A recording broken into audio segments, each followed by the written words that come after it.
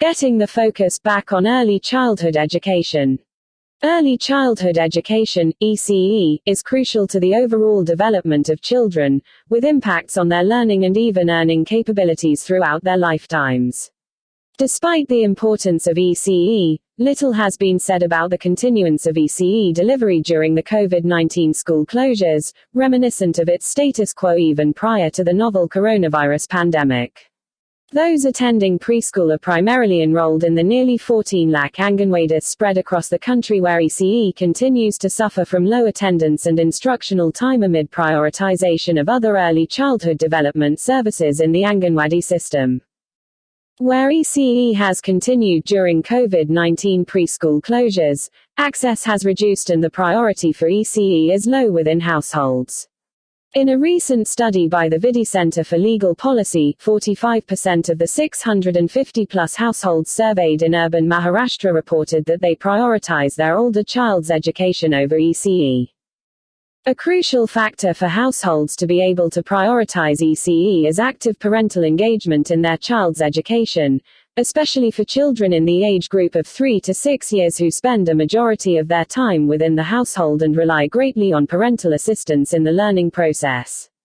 The overall development of a child in the early stages edicts a conducive home environment and parental involvement in addition to equitable access to the schooling system. As such, the home environment and stimulation children receive within the household can contribute to their overall development. For example, studies have found that the act of making conversation with your child in the early years has significant gains on language skills they develop. Role of parental engagement. Enabling parental engagement in ECE requires an understanding of barriers that usually prevent parents from meaningfully engaging in their child's education. The socio-economic background of households determines access to preschools and the ability to invest in ECE. Worryingly, the lack of priority for ECE often means that households choose to forego investing in ECE altogether. The pandemic has highlighted the glaring digital divide in the country, even in an urban context. Unless the state vows to provide devices and internet access to all children, it is clear that complete reliance on technology is not an option.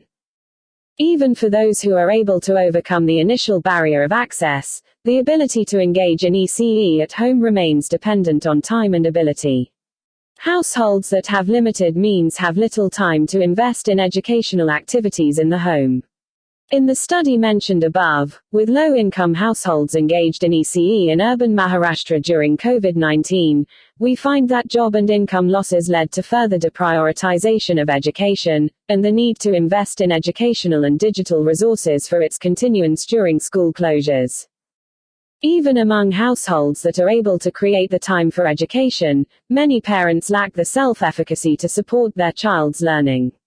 Most parents lack knowledge of effective methods to facilitate learning within the home, and appropriate means of using technology for education. Parents in low-income households are additionally less likely to be able to access support to learn such methods. COVID-19 school closures made engagement of parents in their child's education a further necessity. Overcoming barriers. Crossing these barriers will become crucial as we move towards achieving universal and equitable ECE, as envisioned in the National Education Policy, NEP 2020. Some of these are harder to address, such as internalizing the importance of ECE among parents. This shift of mindset requires prolonged and committed state action, which at present does not reflect any such urgency. Other barriers, however, are easier to address if we operationalize support of the state, schools and teachers towards the goal of enabling parental engagement at home. The pandemic has created an opportunity where parents and teachers have increasingly recognized the crucial role of parents as partners in their child's education. As we slowly move towards the reopening of schools for younger grades, we should not lose sight of this. In the same study we conducted in urban Maharashtra, we studied 2 ECE programs, the E-Pathshala program in Balwadis run by Rocket Learning, and Akanksha schools in Mumbai and Pune.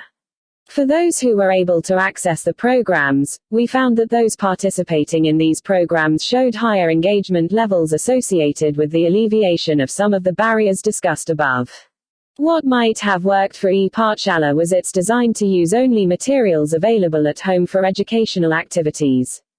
This minimized the need for parents to purchase any additional resources and ensured that it was relevant to the child's environment and experiences. We found that programs that were supporting parents financially, through provision of rations and devices for education, resulted in higher parental engagement in ECE. The study also highlighted that a more decentralized approach of identifying and alleviating these barriers to ECE, through teachers and school systems as the forerunners, goes a long way. Being the first point of contact with both the child and the parents, teachers are the most equipped to effectively engage with parents, address their challenges, and design adaptable and innovative modes of teaching and learning.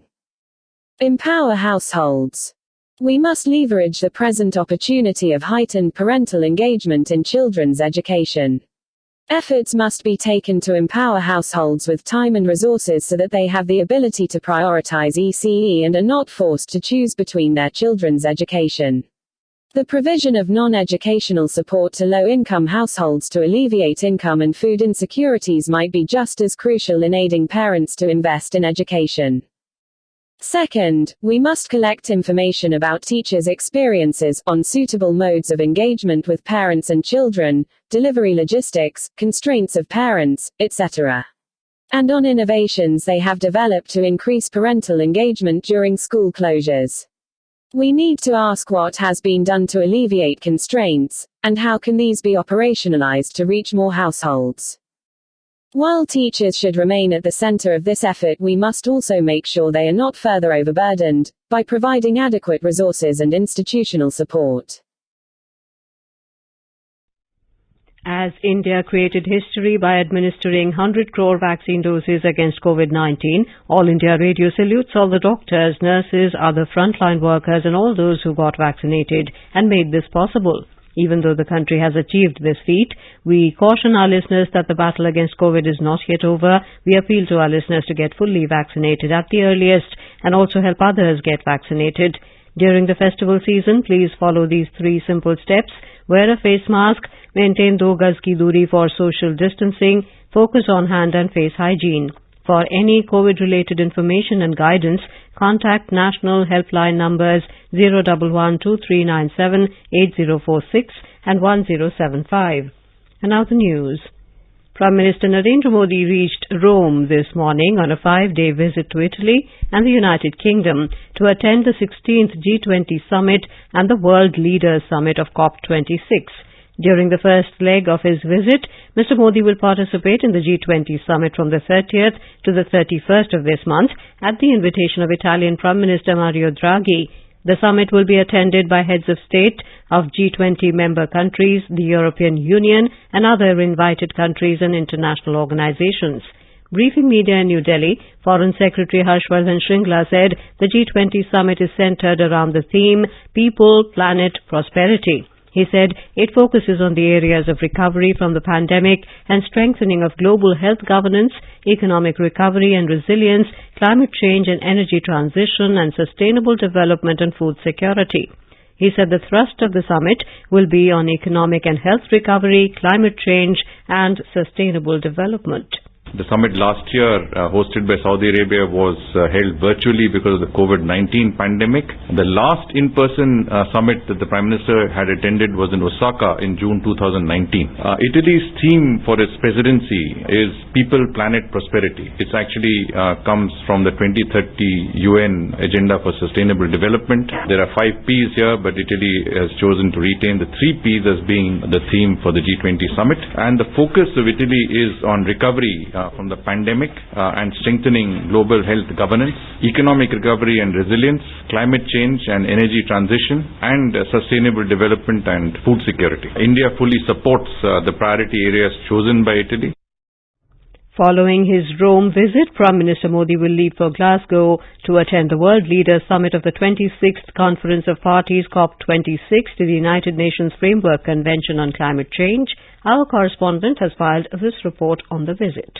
Prime Minister Narendra Modi will hold several bilateral meetings, including with his Italian counterpart, on the sidelines of G20 summit. He will also call on Pope Francis at the Vatican. In Glasgow, Mr. Modi will deliver a national statement at the World Leaders Summit of COP26. Another important event will be the launch of Global Green Grids initiative under the vision of One Sun, One World, One Grid. Besides, Mr. Modi, along with Australian and UK Prime Ministers, will launch a new initiative for infrastructure for resilient island states. Several bilateral meetings are also in the pipeline on the sidelines of COP26, including with UK Prime Minister Boris Johnson. Divakar, AR News, Delhi.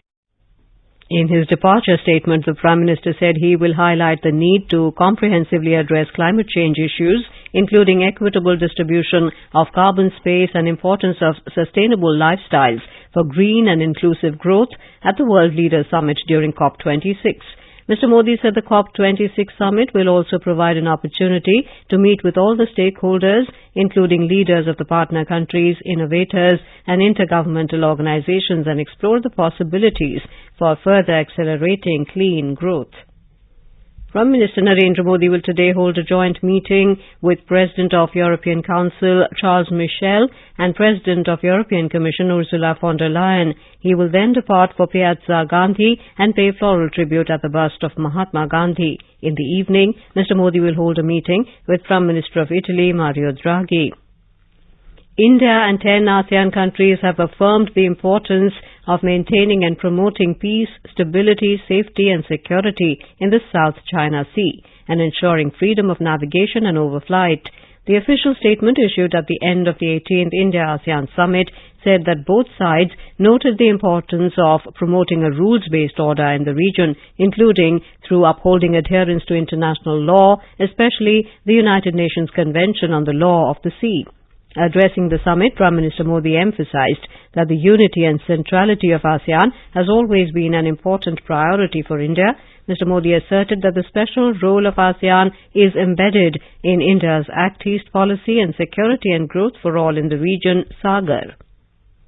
Union Home Minister Amit Shah has reached Lucknow, where he will launch BJP's membership drive today. Mr. Shah will also hold meetings with organizational leaders to hammer out a blueprint of the party's strategy for the upcoming assembly elections. Our correspondent reports that the Home Minister will also flag off the LED campaign vehicles to various districts and address conveners and in charges of Shakti Kendra from Awadh region. Union Education Minister and BJP in charge for elections in the state, Dharmendra Pradhan, along with state BJP head Swatantra Dev Singh, Chief Minister Yogi Adityanath and other ministers will be present at the function.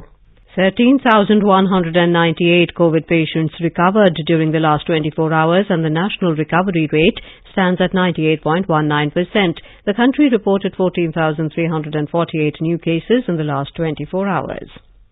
In Assam, all preparations have been made for the smooth conduct of by-election for 5 assembly seats tomorrow.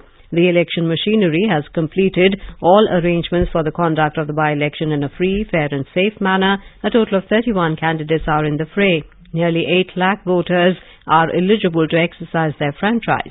Webcasting will be done from all the 1,176 polling stations. Out of these, 285 are in Gosaigaon, 213 in Bhawanipur, 322 in Tamulpur, 183 in Mariani, and 173 in Thaura Assembly constituency.